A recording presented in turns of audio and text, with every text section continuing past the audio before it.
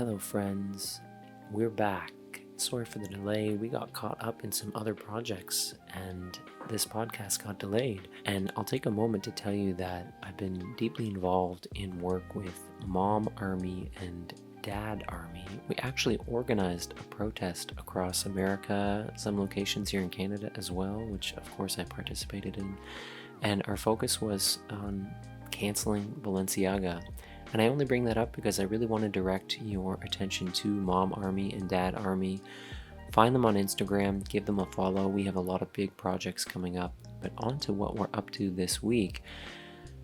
In human design, there's something called determination. And it focuses not just on diet in terms of what you eat, but also on the conditions of where you're eating and on the conditions of the food itself. So we have done a lot of work individually and within our family in using determination to correctly feed ourselves, and it has helped our family so much. So Amanda and I this week do a deep dive into human design determination. So I really advise people to get deep into this episode with us. Check out what your determination is. By getting your human design, you can go to Genetic Matrix, and there's a lot of services that offer your human design chart. But a little caveat, I will say that determination is very deep in your human design chart, and so make sure that if you are exploring this information, it's based off of a very accurate birth time. Because if your birth time is off, even by, let's say, like an hour, or even less than that sometimes, it can change what your determination is. And so if you're unsure of your birth time, certainly check it out, but maybe hold the knowledge more lightly. If you have a firm birth time, then this is pretty reliable knowledge that can show you a lot about your relationship with food. And what I love about determination in human design is that it really, really takes it beyond what you should eat and deeply into all the factors that go into you consuming food. And the whole point is to ignite your cognition, is that if you eat correctly, you will ignite your cognition and your vehicle will begin to function properly and then fall into greater harmony with your personality. It's really quite incredible. I've had a pretty powerful experience with it so far myself, and so we get into my chart and what I've been doing with it. So enjoy this episode. It's audio only this week just because of how much we had going on. That was what we were able to pull together, and we hope you enjoy. Please support this podcast. Check out the links in the description. Go to our websites, get set up with an essential oils kit through Amanda. Her website has lots of beautiful kits together. You can also consider those as a gift for someone at Christmas. There's ways to make donations. There's our free thought shop where you can grab some swag, and you can find all of those ways of supporting us on my website, SimonEsler.com. Thank you so much for following our work. We have lots of really cool interviews coming up, and we look forward to growing this community. Alrighty, welcome to the Finding Free Thought podcast. We are audio only today for all you video files. I'm sure you're devastated. That is the way today. And we are going to get into some human design, a human design dive today that has to do with what you would initially call diet, but it actually kind of blows up the word diet. And we're going to get more deeply into that because I think human design offers some insight into not only what to eat, but how to eat for each individual. And we're going to go through some of Amanda's deep dives into it and some of my personal experiences with experimenting with it. And I think, for those of you who are really trying to sort out how food plays a role in your life, in your health, in your evolution, I would say that human design seems to offer some actual brand new insights into this that no other body of knowledge has even come close to. And so I really think it's important to share because it adds a new layer to our relationship with food and consumption that I think the human race really needs, and it invites people into understanding their uniqueness from that lens in a way that personally has helped us, not just as individuals, but really as parents. Oh my gosh, the relief in understanding our kids' patterns and relationship with food and consumption from the lens of human design has made parenting so much easier. And I can say that if I look back on parenting up to this point and imagine it without human design, I would be so much more frustrated with the way my children relate to food. I would have been filled with frustration. So, Amanda, maybe you want to give people an introduction to... I know we were talking earlier about the layers of human design. This is deep into the layers of one's design. And yet it is really important because it has to do with your brain's capacity to function properly. So maybe give us an intro. You don't have to completely teach everyone about human design from the beginning, but just give us a sense of the layers that we're approaching here. Right. So when you first get into human design and start learning about, you learn about your type, and then you Your learn aura type. Yeah, your aura type, and then you learn about your strategy and your authority, which is, again, the crux of all of it. It's something you're going to continuously rely upon, even going deeper, right? The deeper layers still rely on your type and strategy and authority, and then you go down from there and you're like, oh, what's my profile? This is the costume that this is the role that I'm developing into throughout my life. And you're putting all the pieces together because human design is so complex. We are so complex. This is our genetic makeup. Genetics are complex. So at some point you're going down all the levels and we get to what is called color and tone in human design. And that's a whole nother thing. But basically what we're talking about at these levels is there's sort of a structure that's been made called the primary health system, which relates to the side of our design, which is our body, our vehicle, and how to best nourish the vehicle that we're riding in, that our consciousness is riding in, so that we can have the clearest version of the consciousness and the clearest vehicle for our passenger to see out of and sort of reach its full potential. So when we're looking at the primary health system, you're looking at the internal primary health system and the external primary health system. And the internal primary health system is your determination, which is your diet type, which is how, it's more differentiation. So it's like how you are so unique in how you take things in to nourish the physical brain so that your consciousness is clearer and you're here to share your outer authority with everyone that is correct for you. It kind of makes sense. You want a healthy home so that the consciousness is clearer. Yes. It's that kind of image of you're riding in a car with dirty windows, and so you can't see clearly if your vehicle isn't being nourished. I know this very well. Both you and I know it, and we've seen it in the kids.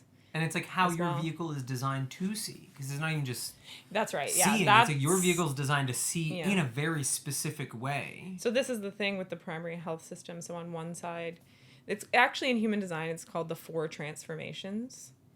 And so the 2 transformations, which are the internal and external primary health system, which is your diet and your environment, what best way to take things in and where you should be in your correct place, which is natural for your vehicle.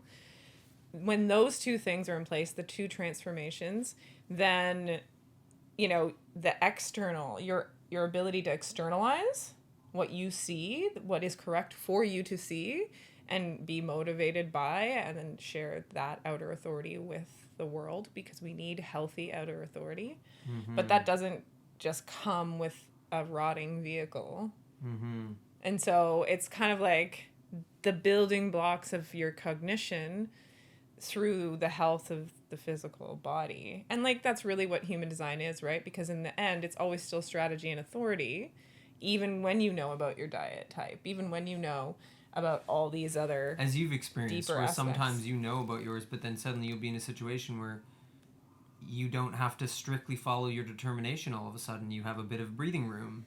Somehow it's okay to break free from it for a moment because of other conditions. Could be a transit, could be whatever it is. Yeah, and that's something that you kind of have to watch too, right? Because we're so homogenized in all these areas, and so this is one sort of focus on how we're homogenized in our diet and how perhaps family values, cultural values, Fads. expectations, like, you have to look again and watch your not self voice yourself, because only you, even if we look at your type and all this, but only you have lived your life and experienced the conditioning that you have. So that unique voice that is your not self is something you have to learn to witness over time, so that you can determine, oh yeah, this is how I've been conditioned in the way that I eat. Now I see that, for me, for example, I have a completely open ajna. So if I've been so conditioned mentally by my awareness centers, or for example, I have an undefined solar plex. So if I'm making emotional food choices, many of us can say that, that we've been there, probably everyone, right? Well, and that gets into also the fact that there's a majority emotional authority operating on the earth. Mm-hmm.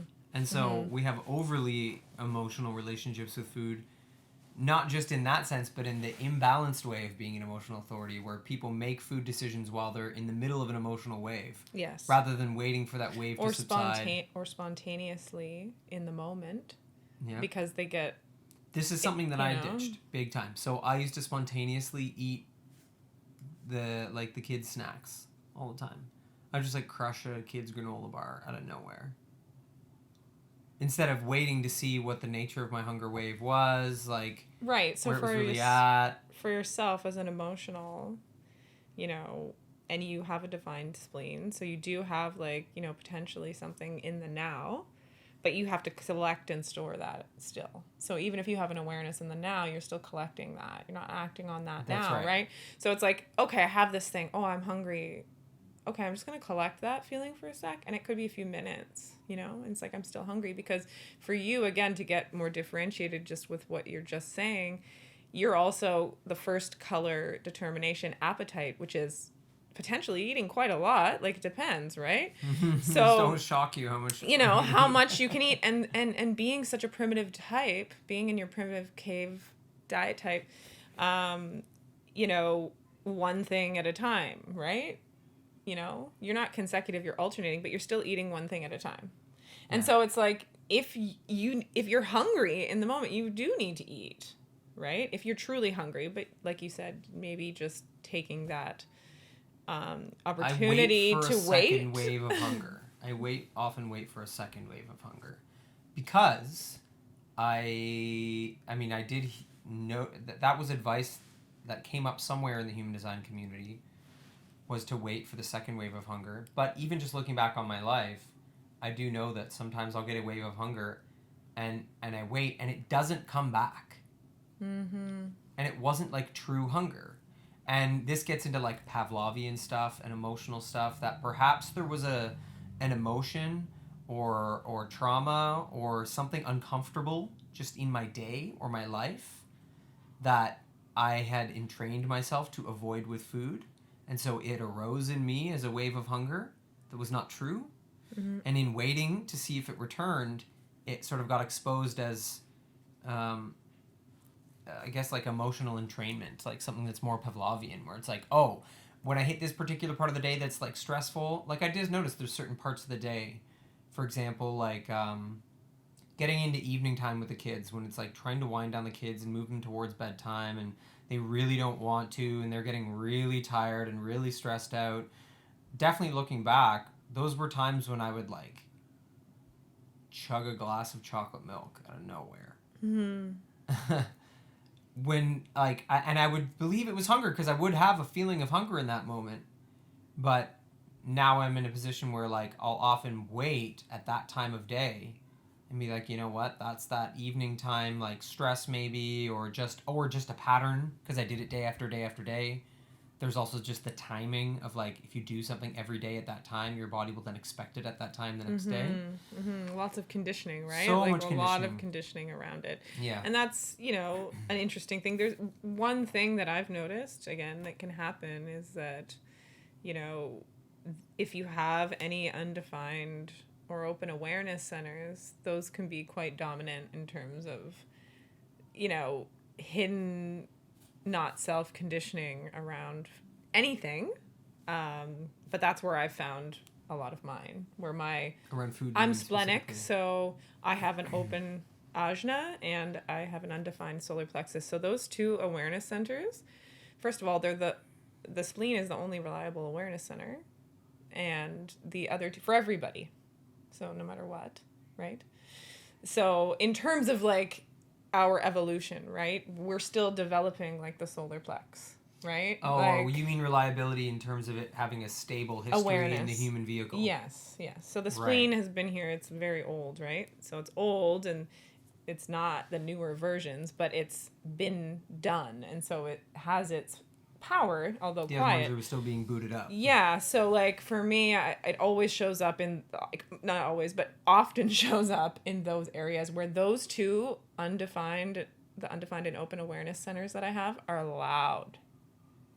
They're clogged, they're full of conditioning, and because they're awareness gathering and they're not like the spontaneous, like the spleen that just says, it doesn't collect information over time, not like that. In the moment only. It's collecting information, but it's not, it's a existential in the moment. This is healthy, not right now. Whereas my mind will be like creating all these thinking over time, collecting information over time, same with the solar plex. It collects over time and it comes up with all this stuff. So for me, a lot of my dietary conditioning just shows up in like a voice that comes from those areas. My not self voice taking up the space of my ajna, trying to tell me what's healthy and not, instead of listening to my spleen. Well, and some of that is the conditioning that was created for you in trying to save your own life through food and the pressure of that, right? Like you went through years of trying to eat to recover from life-threatening illness without human design. And so, of course, there's strong conditioning from that where it's like, this thing is bad for me. It's like you said to the kids the other day, like 99% of the time you hate bananas. But then the other day you were just like, a banana is good for me. Suddenly in this moment, this 1/2 banana my body wants and can use and will use. And then I may never eat a banana again. I know. And my mind in the moment was like, immediately kind of went, you don't like bananas. And Yeah, 'cause, I like- still was like going to reach for the banana as I watched myself go for it. And I kind of almost like really laughed in that moment because I'm watching my body move forward, but my mind is going, no. And I still reached it and I grabbed it. And I just made sure that I really listened to my body when I should stop. Okay, so this brings me to something we just touched on a moment ago, but I want to go a bit deeper into it, is this idea of homogenization through diet. Because, for example, with that, I think old you would have been like, well, in Chinese medicine, I struggle with dampness. Yeah. And my body struggles it overproduces dampness, and so a banana is a very damp food, and I should not eat a damp food because of my dampness. And there's like hard, fast rules that people get stuck in. So that's what I would say is a voice of my open ajna. That rationalizing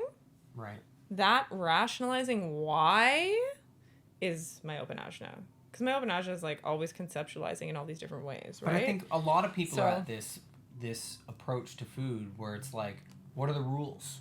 What are my food rules? But that's why strategy authority, I guess. Yes, that's what I mean. Is like, so human design, it isn't delivering you to a set of rules. That's right. For your diet.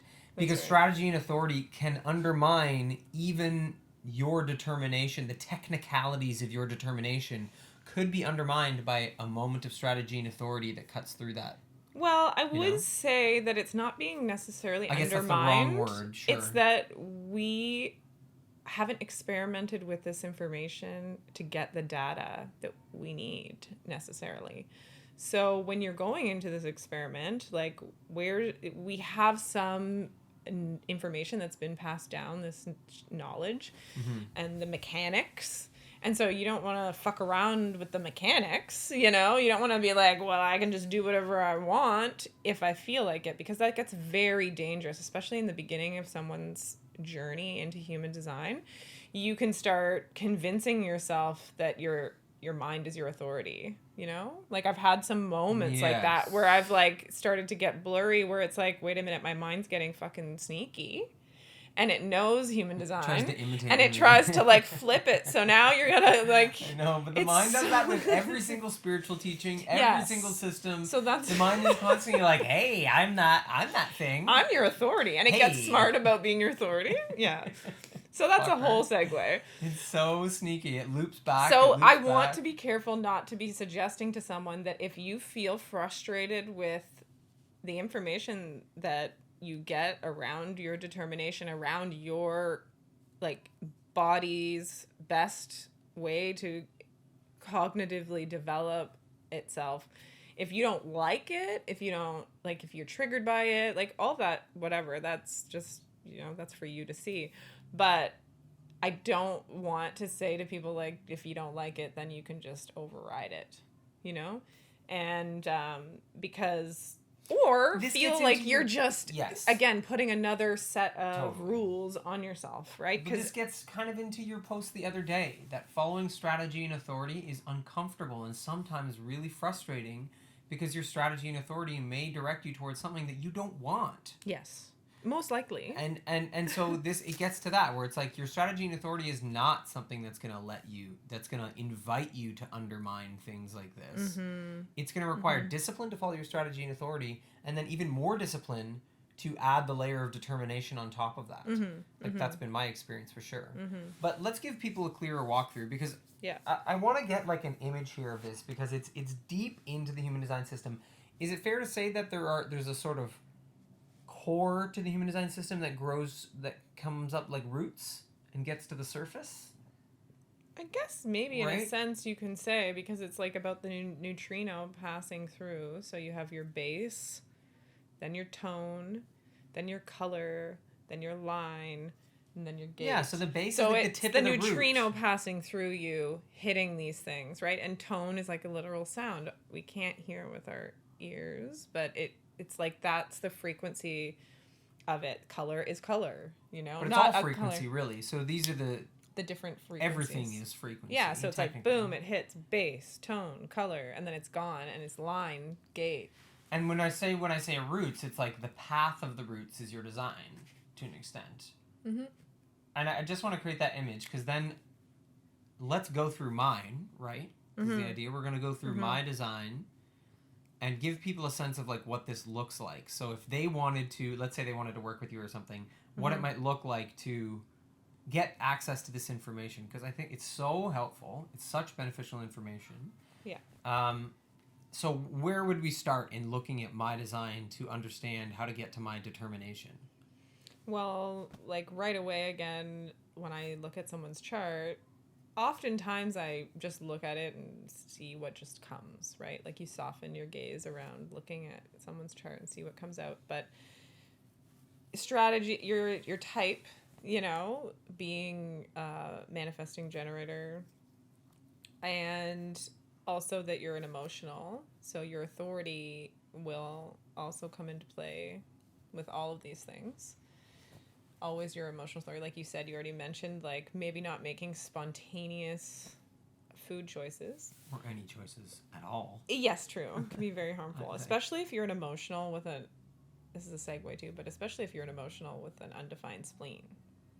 Right. Then your immune system could be very wounded by your spontaneity. Would be, but it's still unhealthy for yourself as well, although you do have a defined spleen, but dangerous for different reasons. Anyway, so yeah, like looking at your determination, again, the determination, the diet type, the primary health system, internal variables are based on your design, sun, and earth.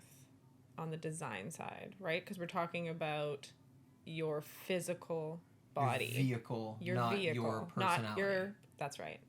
When we talk about how you can see correctly, that's your personality. That's your consciousness, right? We're talking about. Right now, we're just talking about the body that you're in. So it really kind of, it helps to really still understand that you are one. You are both of these two things. They're inseparable, and yet they are two things. And yet it's like that forced marriage joke, right? It's like it feels like a forced marriage. So you want to look at just your design and like get that in order. But the idea here is that your determination is vehicle based, but you're trying to get that right so that the personality can see correctly. Yeah. Yeah, exactly. Yeah, because it's all jumbled right now. Yeah. We're all mixed up. Okay, so we're looking at my design, my determination, which is within my design, within my vehicle. Yeah, and your determination is first color determination.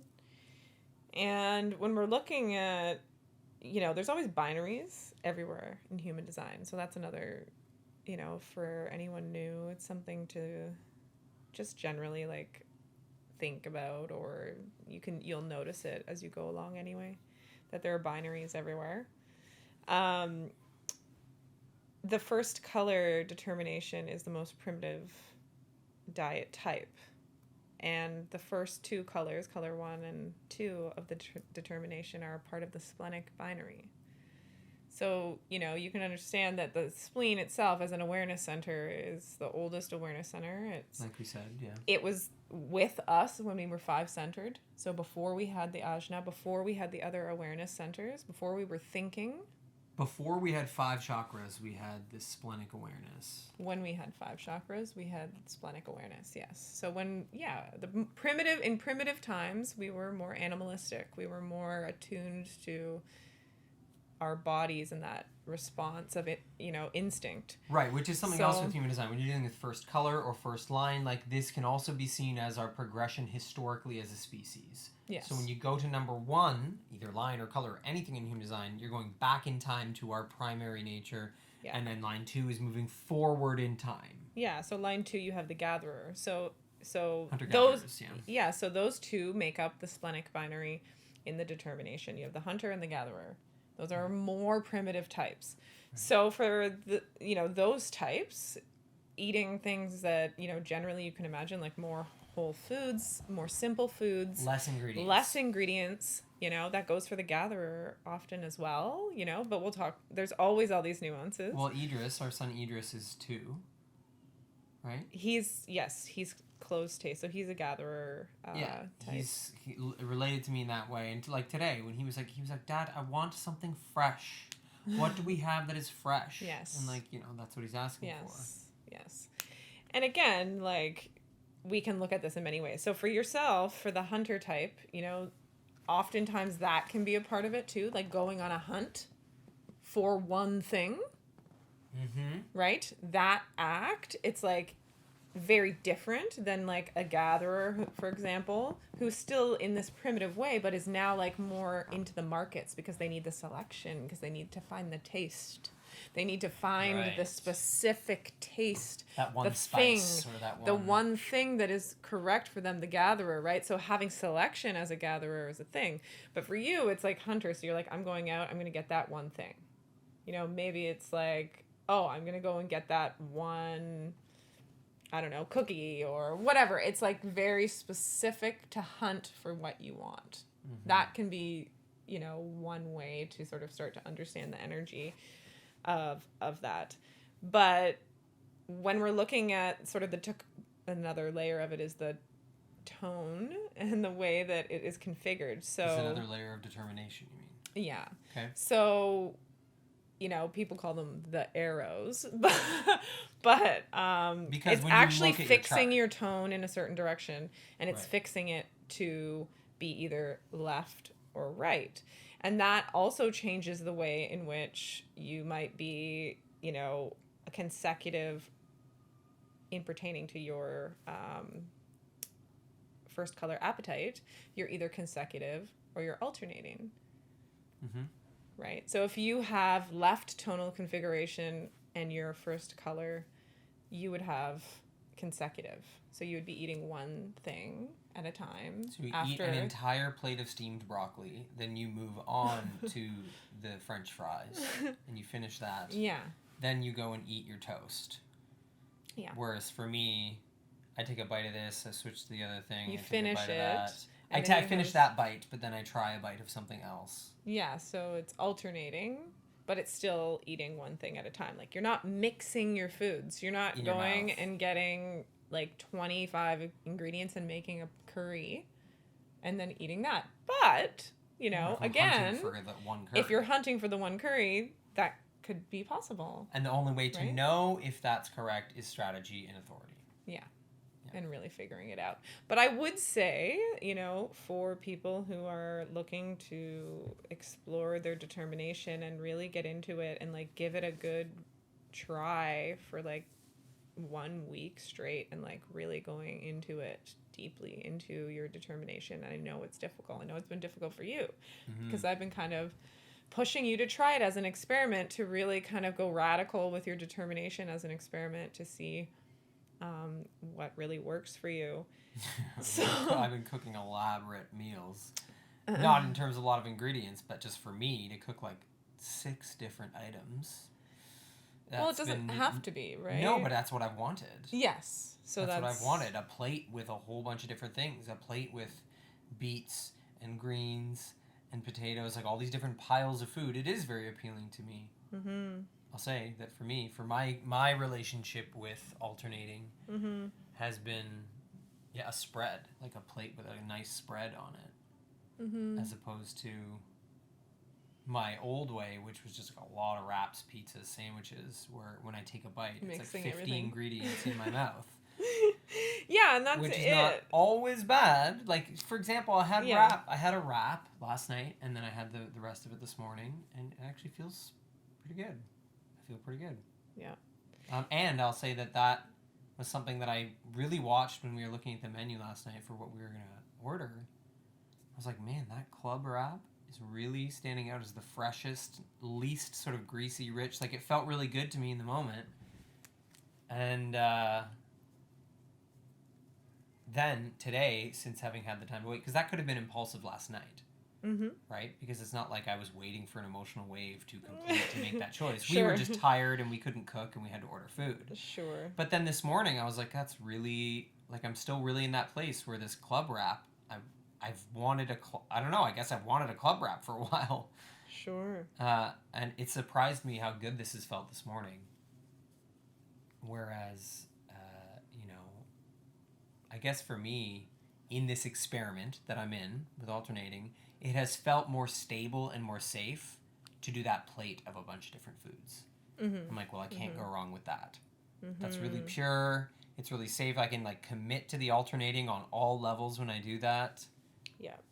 Yeah, and I think like it depends on where you're at when you enter this level of human design, if you're prepared to experiment.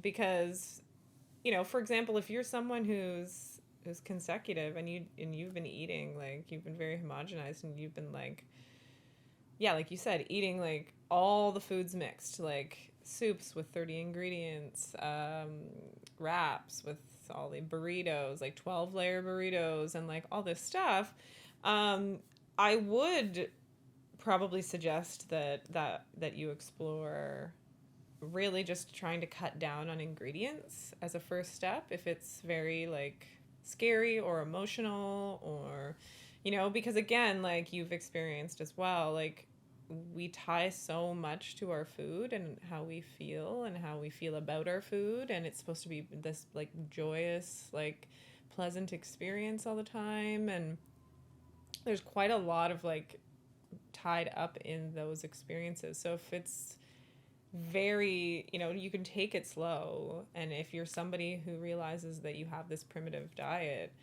to me, I feel like I've met a lot of people now with all these different diet types, and I always feel liberated when I get to like share this information. I feel like liberated on that person's behalf. I'm like, you're welcome. And they're like in terror because they're just, I mean, they're not really in terror. No, but there is a lot there's like there. a lot of emotion is what I feel comes up. You know, there's a I can lot speak of to like that. stress around, oh, but I really liked all the things I liked. And there's this assumption that this is also homogenized, right? Our response to assuming what it's going to be like is homogenized because of our past experience with all of the diets and the fads and the feelings and the things. So when I come to someone and I say, oh, have you ever, and it's scary to them. It's scary to even think about trying another thing that's going to send you down a path of restriction, potentially, what it might feel like. Initially it might feel that way or feel challenging or feel difficult, but I'm like, feeling challenging and difficult doesn't make something not attainable. You know, it doesn't, feeling challenging and difficult doesn't make something bad. But it calls upon So- really deep wounds too. There's that part of it. There's the part of being intimidated of like, this is going to bring up some really Agreed. Yes. difficult shit. Like, for example, I can Yes. speak to some of my conditioning pretty directly because there was a pattern growing up, especially when I was a teenager, where, you know, both my parents working, the gap between the lunch I had at school and the dinner I was going to have at home was way too long. Because my parents wouldn't be free to make dinner sometimes until like 8 o'clock at And night. as a kid with And appetite, that's you right. were friggin' hungry. I was so hungry. You know, how traumatizing. I was so upset, and they would just, it wasn't really their fault in the sense that, you know, both my parents had to work. That's as quick as they Yes. could get to dinner. Yes. You know, but they No, they it's not were their also insensitive to it. And then, so there would be times when I would then, in that gap, I would eat really sweet things to try to calm my body down. I would like microwave cookies. I'd make a lot of chocolate milk, or I'd have a huge bowl of cereal to try to calm my body down, knowing that dinner was still another like 4 hours away when I ate lunch at noon at school. Like waiting Yes. 8 hours for another meal was too Yeah. long for me. Yeah. And so I did that day after day after day for years and years and years. Yeah. I can now look back and be like, okay, so I see why that time of day, you know, it's funny, I was just talking about it earlier, of that time of the day when the kids are winding down. Yep.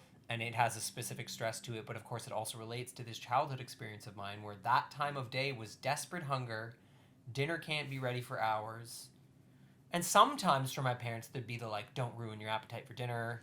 Yeah. You know, you're not going to That's be the able to eat dinner. homogenous the conditioning. You homogenous have to stuff. share a meal with each other, or else your meal is not good enough. Like Yeah. sharing meals becomes like this obsession of, you know, your family's values, and that's okay to have, but at the expense of individual children.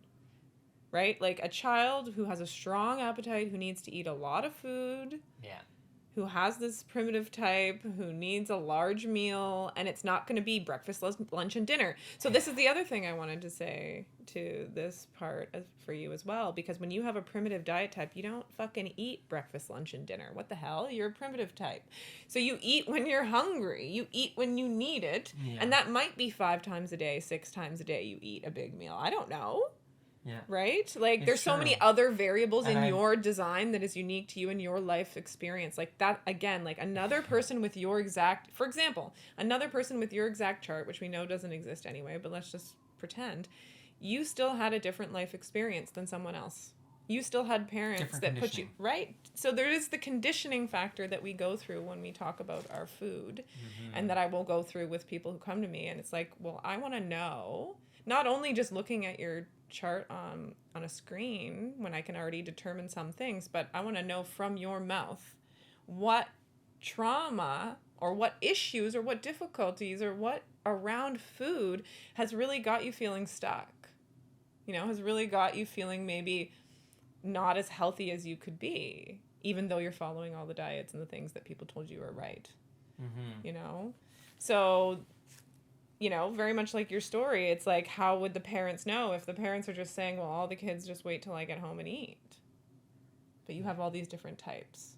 And now you have some kids' cognitive potential decreasing because of it. Yeah, and then I'm supposed to go do my homework at this time when I'm starving and dealing with the starvation with just high sugar foods that are not supporting my cognition, and then feeling burnt out and foggy and not able to do my homework and not wanting to. Yes. Yes. Lots of like little dominoes falling there. Yeah. On the flip side, I would say that like a benefit to your conditioning as a kid was that your parents were very health conscious for those times and did eat a lot of whole foods. Yeah. You know, because it's very rare back in the 90s for kids. Yeah. Like my Whole Foods parents were rare back then. No, I used to have kids come over desperate to have my parents make them brunch. Because my parents would make these crazy brunches with like eggs Benedict and freshly cut pineapple and like tomatoes and like all these all this freshly made whole foods. You know, when it got into the later years when I was partying with my friends and we would like party into the night, and then, you know, my parents would wake up and there'd be like kids sleeping all over the floors in our basement. They'd wake up pumped for like Maggie and Mel's breakfasts, because I think a lot of them, like at home, it was just a bowl of cereal and go to school. Not that I didn't sometimes also have that, but like my parents rarely gave me just the bowl of cereal. It was always like fresh cut grapefruit with it. Like you have to have Whole Foods with your cereal, and like there was a lot of, it's true. Yep. They were against a lot of the refined sugars. Yeah, so that would support your that would be a supportive, like, that was potentially supportive type of conditioning, right? Absolutely. For someone who has more primitive type, right? And I'll also say that there have been days before I had this information when I really judged myself for eating basically 4 meals. I was like, why am I eating 4 meals? Am I overeating? And maybe there was days when I was overeating, maybe. Sure. But also being open to the fact that maybe some days my body does need that. Like yesterday, I worked out really, really hard and I needed to eat twice the amount that I ate after that. But I mean, this is a newer workout routine for me, and I'm still in the middle of really experimenting with my determination. So it's fine for it to be a learning thing. But like the idea that it's an excessive amount of food that I want, any of those judgments are just so ridiculous. You know? I'm still forgetting sometimes because I don't eat. Yeah, well, yesterday I was like, I could eat this whole thing, and you were like, what? You were like, no, you're gonna eat all of that? I was like, yes, I could eat this whole pot of food right now. And I could have, but then it would have meant you had no food, so it wasn't really an option. But yeah, so it's really interesting, and you know, I think. Well, was there anything else you were gonna say about that, your story, or you were done with my family? Yeah. I feel like there was something, but I don't remember it right now. Okay, we'll let it come back. Yeah, if it comes back, that's fine. Yeah, and I think it's another thing to think about how beneficial this information can be for kids to know about themselves and be guided along, and also for parents to help really, again, add more differentiation, right? You already know if you know your kid's type, right? So you're like, okay, I have a projector and he has this authority and we're doing our best. But then all of a sudden there's like, you know, there's other stuff and there's other stuff and there's other stuff. And I did want to speak to that. That's what I wanted to talk about. Okay. So the difference between my experience with this, where I got conditioned in this way where I would get really upset about how hungry I was and how long it was till dinner. And then I did need food at that time, but instead I ate emotionally in a way that was harmful. And I just wanted to speak to that in terms of the challenges we have with Idris, where he is primitive like me, and he can and does and should eat lots of food. But then there are times when we see him pushing to overeat because he's tired and is struggling with the big emotions of tiredness. And it's so you could get mixed up very easily there and be like, oh, well, he's primitive. Yeah, sure. Let him eat, like 3 packs of dates and 4 granola bars. Yeah. That's his type. Like, you know what I mean? Whereas really, no, when we watch him more closely and know him more deeply, actually, he's a projector who doesn't have sacral energy, who's overtired, and is trying to get out of that horrible feeling of tiredness in his body by eating the richest, sweetest foods he can instead of just taking a rest. Yeah. And so there's nuance there that you really, as a parent, have to watch out for, because it could you could end up feeding into their emotional conditioning around food while thinking you're helping them live their design. Totally. And I think you're just going to have to accept, first of all, making mistakes so you can figure it out.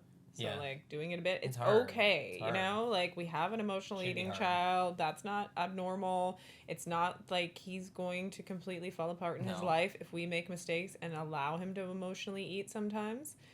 And Because sometimes I I think feel bad too because sometimes I'm like, no, you're not hungry. You're just not. yeah. And like, because sometimes I am pretty certain about it, but also like, sometimes that could be a mistake that I'm making.